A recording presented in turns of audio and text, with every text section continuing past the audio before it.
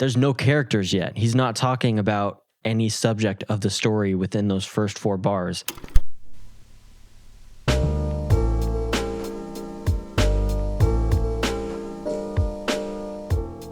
Welcome back to the Resolution Podcast, where we help rappers gain clarity on their calling. I'm your host, Alex Lacey. It is episode 19, which is just wild, and I'm super stoked for this week.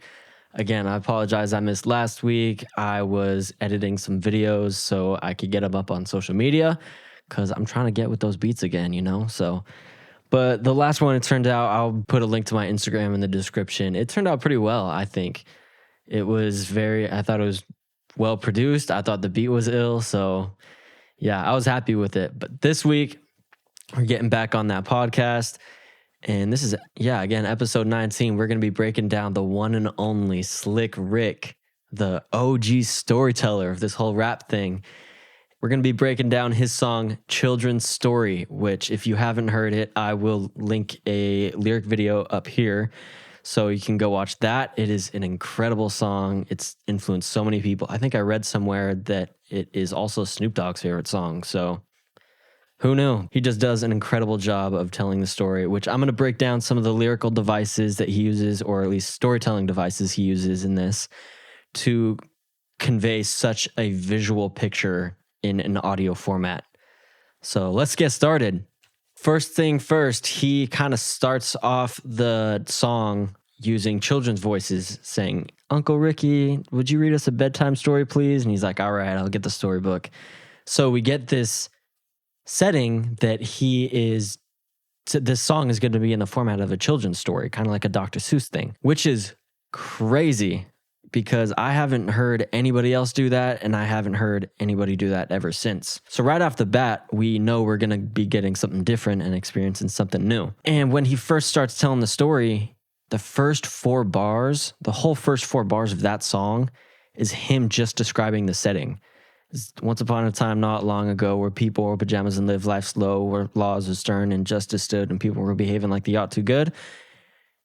There's no characters yet. He's not talking about any subject of the story within those first 4 bars, which if you're trying to lay the foundation of a story in your song, the setting is hella important, and he illustrates that in the first 4 bars. And you can illustrate that in other ways. Like, for example, I have a podcast where I talked about how to set up the setting of a story in an album, or in this case, it was a song. He used the audio of children asking him for a bedtime story. In Nas Illmatic, it was the sound of a train going by. In Cool G Rap 456, it was the sound of a car driving up and people playing dice. So if you're trying to tell a story, you got to make sure and give the audience context and give them background knowledge to where the story is taking place. So again, the first 4 bars that he has is all just talking about the setting. Then he gets into the actual story. He says there was a little boy who was misled by another little boy, and this is what he said: "Me and you, Ty, we're gonna make some cash, robbing old folks and making the dash."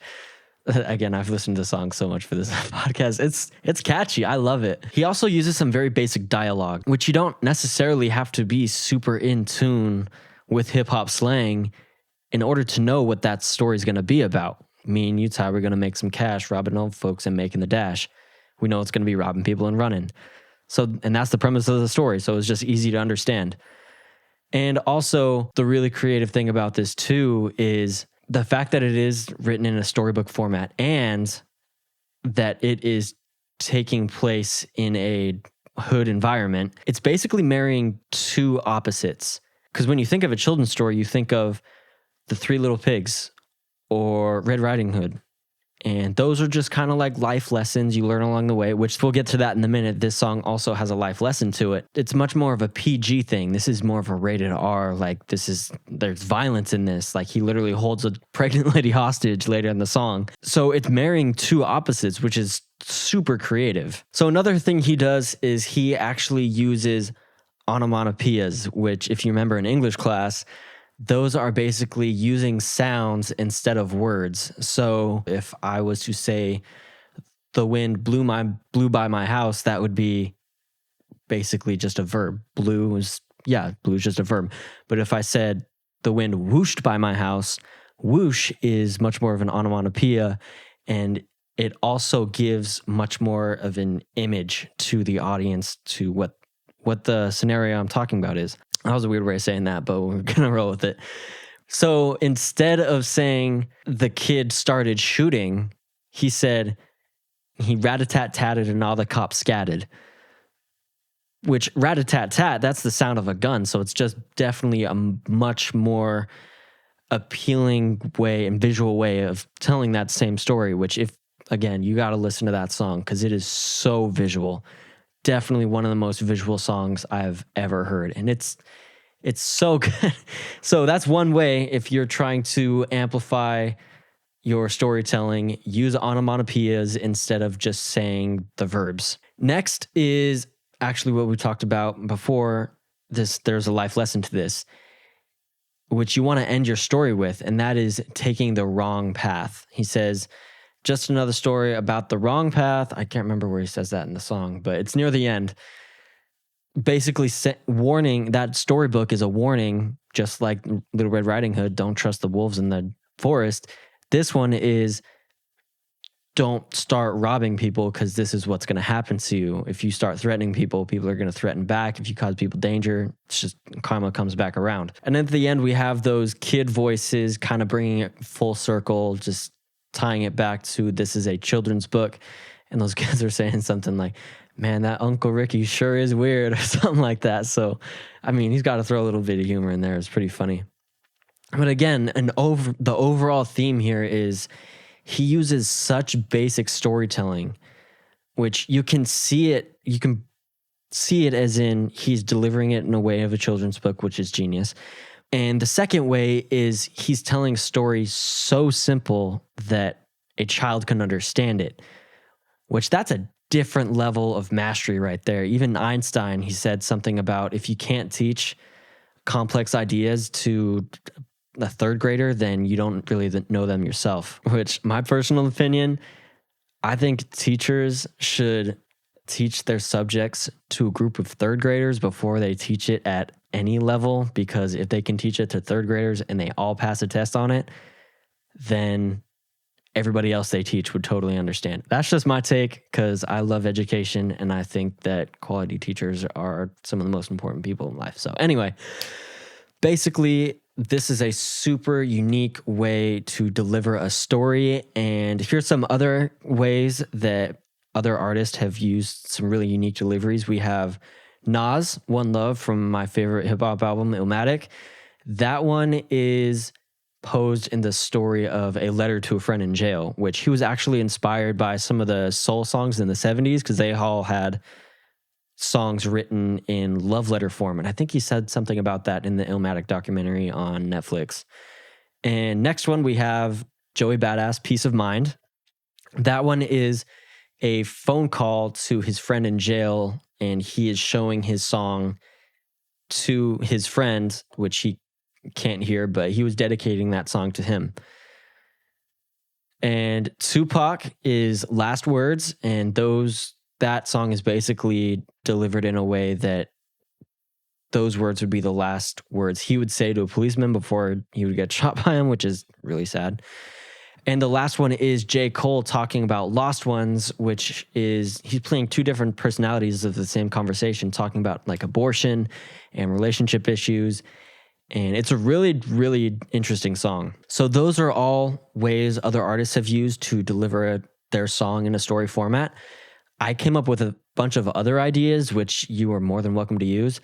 I came up with slam poetry, and you could do that having some incredible lyricism and some very kind of off kilter, maybe a little offbeat, almost a cappella type stuff. It's more poetry. And then just having some crowd sounds in the background, kind of showing the idea that, or putting the listener in the environment of kind of just a large crowd just going up and watching some slam poetry. The letter, which was used in Nas One Love, and you could have, he has in the beginning of the song, he has, yo, I got this letter from my man Nas, and so we know it's a letter. So you could say something like that, or have like the audio of an envelope opening or something like that. That would be a really cool way of doing that as well. Jazz Club, kind of the similar idea of slam poetry. just having like maybe some people smoking in the back and like some walking bass going on in the background as you're speaking. I think Kendrick Lamar has a song like that in To Pimp a Butterfly, but I might be mistaken. Next one we have, if you're writing about your significant other, you could do like wedding vows and have wedding bells and like congregations for the audio in the background, kind of to show where this story is taking place. I haven't heard that, so that might be a really cool one. You could have it be like on a radio, which would be interesting because people don't really listen to radio anymore. You could have, in the very beginning, you could have like a radio tuner, like the and then your song kind of cuts in and then it just starts. Activist speech, that could be kind of cool, talking about like Black Lives Matter, things like that. You could have crowds, kind of like protesters shouting or like amping you up and having kind of sirens in the background. That could be used for like a really intense song if you're wanting to use that. You could also do old recordings. Like, for example, I'm thinking about one from Stevie Wonder called Isn't She Lovely? That song is about his baby daughter. And so, or maybe is it just his daughter? I'm not sure how old she was at the time when he wrote that. But it has audio from a baby splashing in a bath kind of throughout the song. I think it's the beginning and a little bit in like near the end and at the end. So that's a really cool way of doing that. Maybe if you have like camcorder footage of you and you just talking about just reminiscing on the old days, maybe, I don't know, going out with friends at night or whatever. That could be a really cool idea for a song. And conversational. This one is a little bit tricky from how I've been thinking about this, because all of the examples I just listed were talking about kind of like a monologue way of doing things, but this is more of a conversational. So if you were to do like a video or like a FaceTime, that's the two I have written. Those are definitely ways that you can use audio. Like you can have what Joey Badass did. You have somebody like, oh, I want to show you this song. And then you just have the FaceTime thing, like the FaceTime open up and then be like, yo, what's up? I got a song for you. And they're like, oh, I bet, play. So that's another idea. And that's all the ideas I have for using different deliveries to tell songs. And that was all inspired by Slick Rick's children's story. And that's all I have for this episode. Thank you so much for watching, and I will see you all next week. And let me know below if there are any other ideas you think would be super dope in a song. I'm really trying to help this channel become kind of more of a community thing. It's still just trying to get my feet on the ground, but we're getting there. So again, thank you so much for watching, and have a great rest of your day.